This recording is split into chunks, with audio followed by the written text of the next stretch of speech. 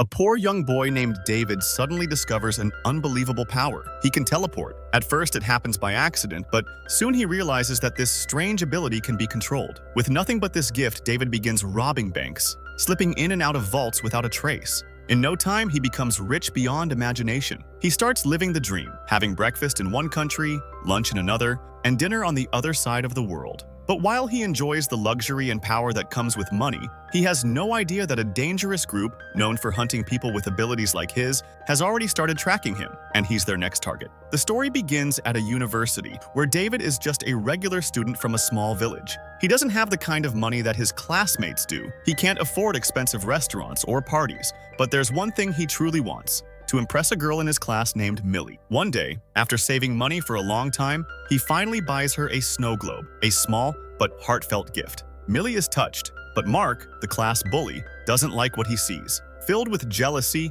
he snatches the snow globe and throws it out onto a frozen lake. David can't let it go. That snow globe meant something to him. He runs out onto the ice to get it back, but just as he picks it up, the ice cracks beneath his feet and he falls into the freezing water. Millie rushes toward him, panicked, but David is trapped. It looks like he's going to drown. Then, without warning, everything goes black. When David opens his eyes, he's in a library, dry, alive, and completely confused. Just moments ago, he was drowning, and now he's standing in a public library as if nothing happened. The people around him are just as stunned, wondering how he appeared out of nowhere. Shaken, David runs out of the library and heads home, trying to make sense of what just happened. At home, he lives with his father, William. His mother had left them both years ago for reasons David never understood. That night, William scolds him for coming home late, but David is too distracted, too overwhelmed to explain. He walks away without a word, heading upstairs to his room. But when William opens the door behind him, David is gone, vanished into thin air. Unknowingly, David has teleported again, back to the library. This time, he starts putting the pieces together. His power wasn't a hallucination. It's real, and it can be controlled. Once he realizes this,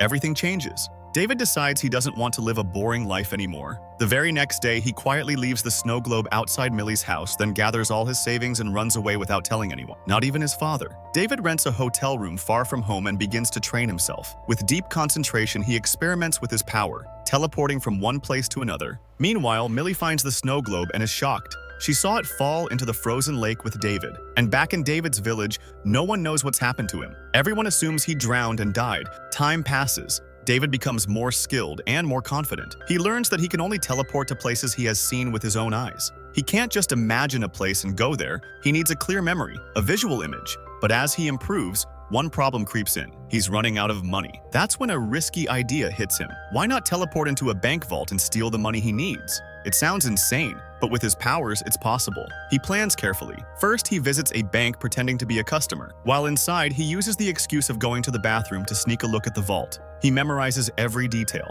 Then, late that night, he teleports directly into the vault with a bag, fills it with cash, and disappears. That one robbery changes everything. Now that he's had a taste of easy money, he wants more. He grabs his bed sheet, returns to the vault again, and stuffs it full of cash. Now, David is rich, powerful, free, but the question is, for how long? Even though the bank had top-level security, the robbery left everyone stunned. No one, not even the police, could figure out how it had happened. But among the team investigating the case was a man named Roland, someone who wasn't just a detective, but a paladin. And the moment he studied the clues, he understood that this was the work of a jumper. In this story's world, people born with supernatural teleportation powers are known as jumpers. Those who hunt and kill them are called paladins. And Roland, as it turns out, was one of the most dangerous paladins of them all. If you imagined him with an eye patch, he'd probably look like the exact person you're thinking of right now. Cold, calculated, and deadly. Roland instantly realized that a jumper had committed this robbery, specifically David. But David had no idea that someone was after him. He was living a life of luxury and thrill. His room was covered with photos of places from all over the world, each image a doorway he could use to teleport instantly. He had started using teleportation even for the smallest of tasks. And just like that, 8 years passed. In those 8 years, David had mastered his powers. He had stolen from countless banks across the globe and filled an entire room with different currencies. Wherever he went, he was prepared, rich and unstoppable. His life had become a fantasy. He would have breakfast in Paris, lunch in Tokyo, and dinner in New York, all in a single day. A true wanderer, living life without limits. One day, while dining at a fancy restaurant, he met a girl who instantly caught his attention. David had grown so confident by now that within moments of talking, he had already charmed her. That night, the two ended up in bed. But David wasn't someone who stayed in one place for long. As soon as morning came, he vanished, teleporting to the Bahamas, leaving the girl behind without a word. Meanwhile, Roland was still doing what he did best, hunting jumpers. That very day, using his specialized weapons,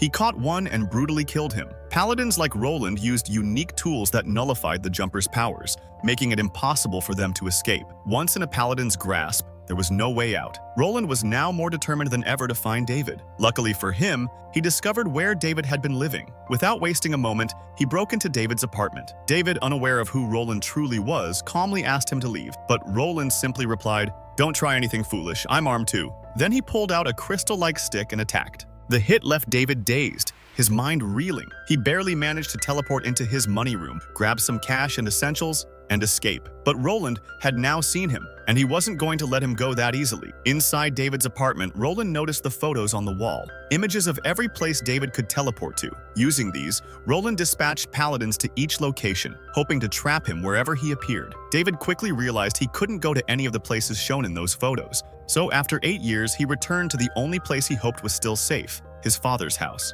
William, his father, sensed immediately that David had been there. David had visited a few times over the years, but never spoken to him. Now, when William realized his son was actually alive, his joy was overwhelming. Still, David barely said a word and quietly left again, this time to meet Millie. When Millie's mother saw David alive, she was in shock. She informed him that Millie now worked at a bar. David went there right away. The moment Millie saw him, her eyes lit up. But before they could reconnect, Mark, the same bully from years ago, showed up. He hadn't changed one bit. He started harassing Millie again, and this time David couldn't hold back. He fought Mark, and their scuffle moved outside the bar. With no one watching, David suddenly teleported, taking Mark with him to the very bank vault he had once robbed. He left Mark locked inside and teleported back to Millie. Sitting beside her as if nothing had happened, David invited her on a vacation with him. Millie agreed without hesitation. Moments later, they boarded a flight and left. As David and Millie enjoyed their romantic escape, Mark had already fallen into Roland's hands. Mark had tried telling the police that David had teleported him into a vault,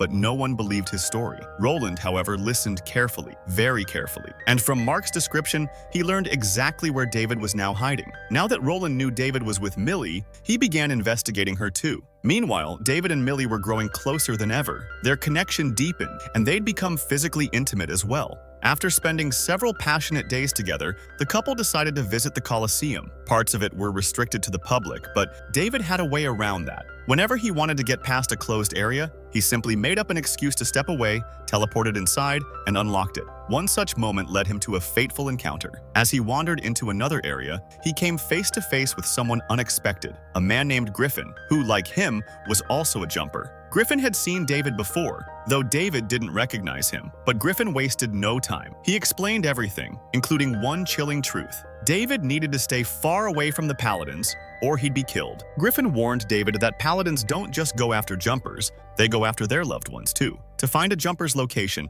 they were willing to torture, hurt, and even kill family members. Griffin's own parents were murdered by paladins, and since then, he'd made it his mission to hunt them down one by one. As Griffin shared his story, 2 paladins suddenly appeared, attacking both Griffin and David. With no choice, they fought back, vanishing and striking from different directions. Griffin, burning with rage, killed them both. But a worker at the Colosseum witnessed the entire battle and ran off to alert the authorities. After the fight, Griffin teleported back to his secret hideout, only to find David already waiting there. Griffin, still calm, reminded him that he shouldn't be here. He needed to get to Millie, because after what happened at the Colosseum, she could be in danger too. Realizing the urgency, David instantly teleported to Millie and tried to get her out as quickly as possible. But as they were leaving, the police, alerted by the worker, had already surrounded the area. When they saw David and Millie coming out of the restricted zone, they immediately arrested both of them. Inside the interrogation room, David tried to explain he was just in the wrong place at the wrong time, but no one believed him.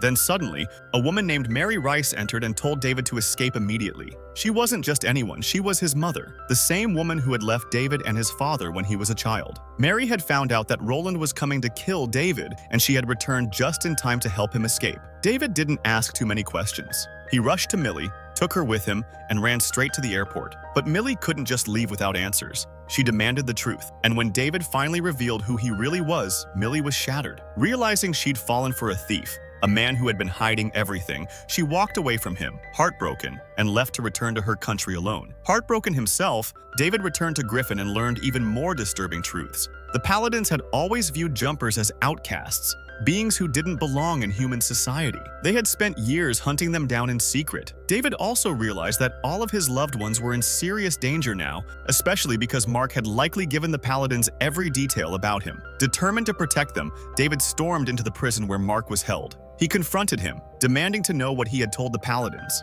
Mark, without guilt, admitted that he'd told Roland everything. Furious and desperate, David turned to Griffin again for help. But by going back to Griffin's place, David unknowingly revealed the hideout's location to the Paladins. They had no choice but to flee to China. Even there, the Paladins didn't stop hunting them. To escape, the two stole a car from a showroom and began teleporting from place to place. But David was growing increasingly worried about Millie and about his father. In the middle of their escape, he teleported back home, but he was too late. The Paladins had already gotten there. William was dead. Crushed by guilt and sorrow, David didn't have time to mourn. He immediately rushed to Millie's house. There, he apologized for hiding the truth and begged her to forgive him. He promised to take her to a safe place. Millie, still hurt but seeing his sincerity, forgave him and agreed to go with him. But before they could leave, a group of Paladins, including Roland, stormed in and attacked. David quickly grabbed Millie and teleported to Griffin's secret hideout. But his mind was so disoriented from the chaos that he accidentally brought several Paladins with him. Thankfully, Griffin was prepared. Without hesitation, he grabbed a flamethrower and burned many of the Paladins alive. Now, only Roland remained. Fueled by vengeance, Griffin went after Roland, determined to finish it. But Roland was always 2 steps ahead. He had already teleported away, this time taking Millie with him. He returned to his own safe house, using Millie as leverage. Now, if Griffin or David made a single wrong move, Roland would kill her without hesitation. David was terrified. But Griffin didn't care at all. He pulled out a bomb and decided to plant it in Millie's house, where Roland and several Paladins were currently stationed. If that bomb went off, it would take them all out, including Roland. But it would also kill Millie. David tried to stop him, pleading not to go through with it. But Griffin, blinded by revenge for his parents' death, refused to listen. With no choice left, David attacked Griffin in a fit of rage. He snatched the detonator from him and immediately started teleporting across various countries. But Griffin, determined to stop him, followed him from location to location, engaging him in a fierce fight across some of the most stunning places in the world. The battle escalated until David finally managed to trap Griffin inside an electrical tower. Now free to act, David teleported straight to Millie's house to rescue her. But by then, the Paladins had already captured him using their specialized tools, and he was in excruciating pain. But this was about saving someone he loved. Summoning all his strength and focus, David did the unthinkable. He teleported the entire house, along with everyone in it, to the frozen lake where he had first discovered his power. The Paladins were thrown into chaos. David broke free of their grip, rescued Millie, and teleported back to the library, the very first place his teleportation power had ever brought him. But his mission wasn't over. He still had to make Roland pay. So David teleported Roland to a remote, isolated location, one from which no one could return. There was no help, no escape, and Roland's fate was sealed. He would die alone just as he deserved. Back with Millie, David finally made things right. He then went to visit his mother, Mary. At her home, one of the family members present was played by none other than Kristen Stewart, portraying David's cousin. In that final conversation with Mary, David learned the truth. Mary had known since David was 5 that he was a jumper, but she herself was also a paladin, and because of her duties, she had only 2 choices: either kill David or stay so far away from him that her presence wouldn't put him at risk. She chose the second option, leaving him not out of hatred but out of love, so he could live. And David understood. With everything behind him now, his past, his fear, his pain, he made one final decision. He would spend the rest of his life with Millie. He teleported back to her, and together, they set off to explore the world hand in hand, on their own terms, free from fear. And with that, the movie comes to an end.